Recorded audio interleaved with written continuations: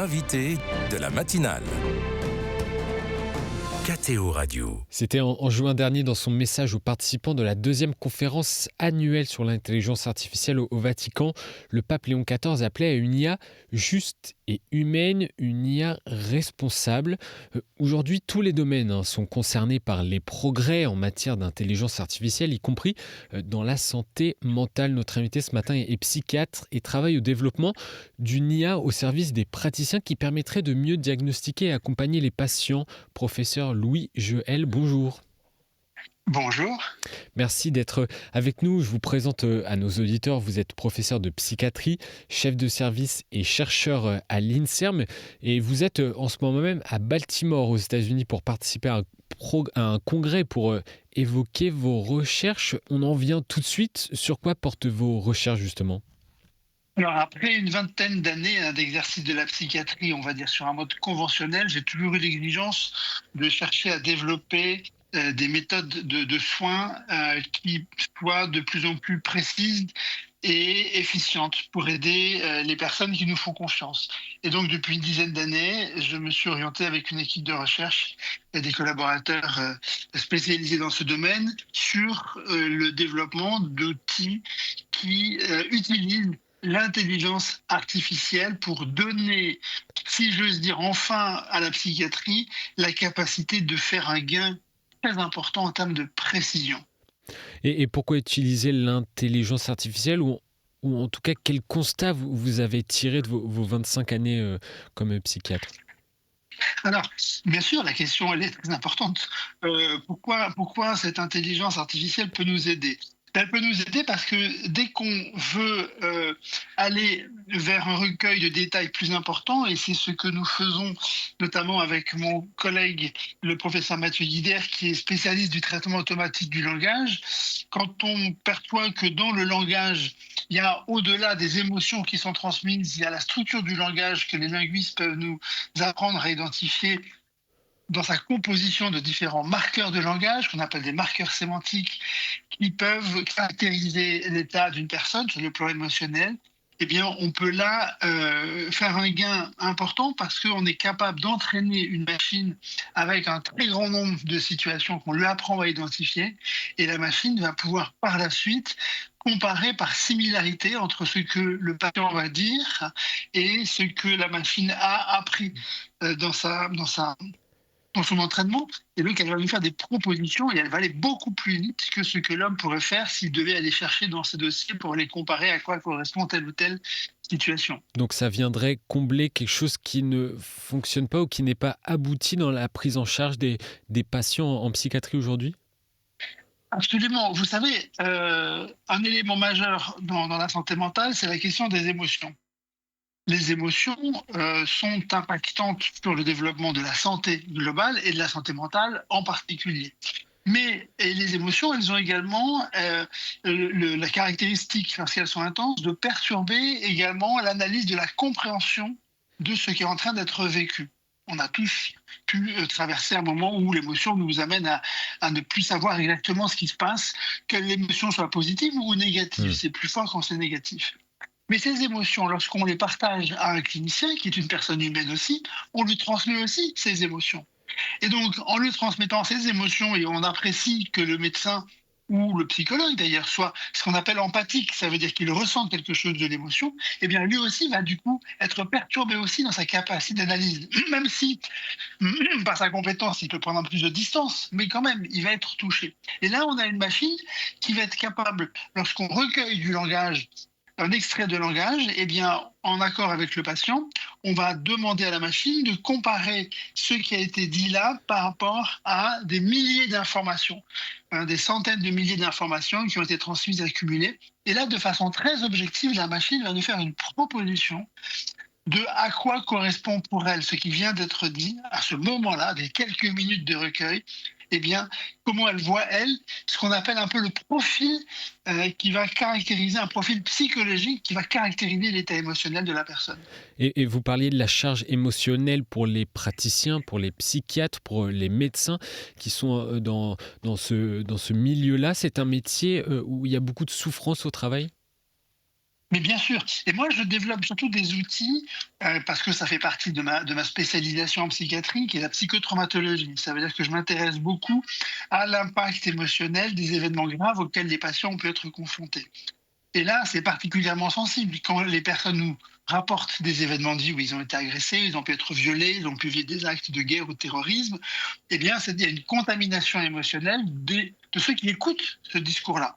Et c'est pour ça que c'est aussi difficile de trouver des professionnels qui soient disponibles et compétents de façon assez précise et longtemps. Parce que c'est un métier qui expose à une violence. Voilà. Et donc, il y a besoin de protéger aussi le professionnel de cette violence qui est exprimée par l'intensité émotionnelle des dires de la personne. Professeur Louis Joël, ça peut paraître assez contre-intuitif, disons-le comme ça, d'utiliser l'intelligence artificielle dans un domaine où l'humain, la relation humaine, l'émotionnel est central. Mais elle le reste. Elle le reste. Ce qui va être déterminant, c'est la qualité de l'alliance entre la personne et le clinicien, qui peut être un psychologue, un infirmier, un médecin, voire un psychiatre. Et donc, il doit rester dans cette relation humaine très juste et très intime. Et il doit recueillir ces informations, mais comme toutes les autres spécialités médicales, eh bien, il peut aujourd'hui utiliser un équipement qui va lui permettre, dans cette innovation, de pouvoir avoir plus de précision. Les cardiologues, depuis longtemps, ne se limitent pas à écouter les patients, ni à écouter leur cœur avec leurs oreilles. Ils ont développé une machinerie et on apprécie tous la haute compétence qui a été développée dans cette technique complémentaire. Donc, et les cardiologues restent des cardiologues. Mais le psychiatre reste un psychiatre, mais un psychiatre augmenté par l'accès à des outils dans lesquels c'est à lui de faire la part de la qualité de l'information qui va être reçue. Et on est sur quelque chose qui peut surprendre parce qu'on a une autre représentation, mais qui est beaucoup plus personnalisée. Par exemple, quand j'écoute le langage, eh bien, j'écoute le langage et j'apprends à distinguer si c'est un homme ou une femme qui parle. Et contrairement aux questionnaires classiques de mesure qui ne prennent pas en compte ni l'âge ni le sexe, là, je peux prendre des éléments précis en considérant l'âge, le sexe, les lieux d'origine de la personne. Par exemple, si cette personne vient d'un pays étranger, d'Afrique ou d'Asie, je vais lui dire d'intégrer cette valeur parce que ça modifie quelque chose dans le langage. Et moi, je ne suis pas forcément en capacité de pouvoir intégrer cette information à la hauteur de l'importance qu'elle représente. Donc là, on est sur quelque chose qui nous permet de gagner précisément en personnalisation de l'acte de soin dans le repérage des symptômes et puis en précision dans une capacité à avoir un profil qu'on appelle un phénotype en médecine pour mieux identifier ce qui va nous permettre de comprendre la situation émotionnelle et psychologique de la personne. Et cette intelligence artificielle utilise quel type de données pour fonctionner ? Alors ça, c'est très important. Parce qu'on a l'impression, on confond parfois intelligence artificielle et Internet, quoi. Donc, nous avons construit donc une intelligence artificielle avec l'équipe de recherche, avec l'équipe canadienne qui met à disposition ces outils, qui est complètement contrôlée sous notre supervision. Ça veut dire que la machine n'apprend que ce que des experts, psychologues, psychiatres, linguistes lui apprennent. On ne prend aucune information sur Internet, par exemple. Donc, c'est vraiment très contrôlé. Donc, l'information, elle va être beaucoup plus juste et précise. On n'est pas sur d'autres logiciels qui sont connus et qui utilisent donc une base de données très large, mais dans lequel il y a beaucoup d'erreurs. Là, il n'y a pas d'erreur, c'est juste ce qu'on lui a appris. Donc, elle va regarder et elle va nous dire, voilà, ce patient, cette femme de 70 ans, par exemple, eh bien, quand elle parle, je vois 70% avec telle et telle caractéristique de ce qui pourrait être une dépression. Et il va non seulement dire que ça peut être une dépression, mais ça peut être aussi, excusez-moi, il peut décrire le profil de la dépression, ce qui est beaucoup plus intéressant. Et l'IA nous permet d'intégrer non seulement le langage, le contenu lexical et syntaxique, mais aussi on peut mesurer l'énergie de la voix. Et ça, tout le monde a déjà eu la réflexion de se dire, tiens, celui-là, il a une mauvaise voix aujourd'hui parce qu'on voit la voix un peu plus atone ou un peu plus triste, mais on est en grande difficulté pour le décrire, et les médecins et les psychiatres aussi. Là, la machine nous propose une analyse des paramètres énergétiques de la voix, et là aussi, par l'entraînement qu'on lui a fait, il peut nous dire comment ça peut caractériser peut-être l'impact de tel ou tel événement traumatique qui a été vécu par la personne. Et je reviens sur le message du pape Léon XIV sur l'IA en juin dernier. Le pape reconnaît les bienfaits de l'IA générative, notamment dans l'amélioration de la recherche en santé, mais il soulève également des questions d'ordre éthique. Professeur Louis Juel, comment s'assurer d'une IA juste et humaine dans la psychiatrie et que ces données, au final, ne fassent pas que rentrer des patients dans des cases et des praticiens dans des cases? Comment s'assurer que le côté humain reste très prégnant? Mais je suis extrêmement heureux de cette remarque du pape, parce qu'elle va tout à fait dans ce sens-là. Aujourd'hui, un patient décrit quelque chose de son histoire et le médecin le met dans une catégorie diagnostique. Voilà, dépression, psychotraumatisme, TDAH, bipolarité. Bof, on fait quoi de ça? Moi, je ne fais pas grand-chose de ça.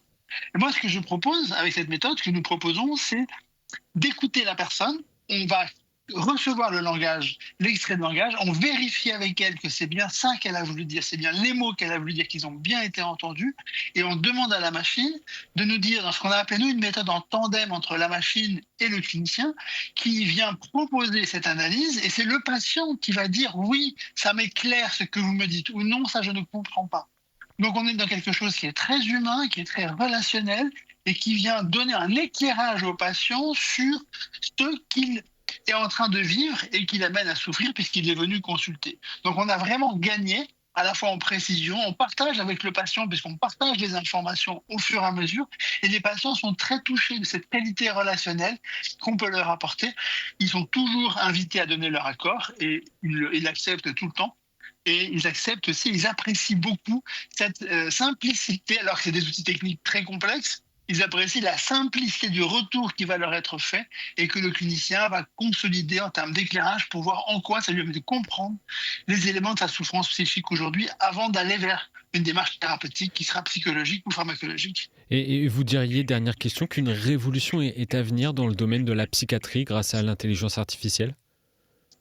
Je ne me sens pas l'âme d'un révolutionnaire, mais je pense que c'est un vrai bousculement des pratiques, voilà, d'apprendre à penser que peut-être la machine peut faire une suggestion auquel je n'avais pas pensé moi-même.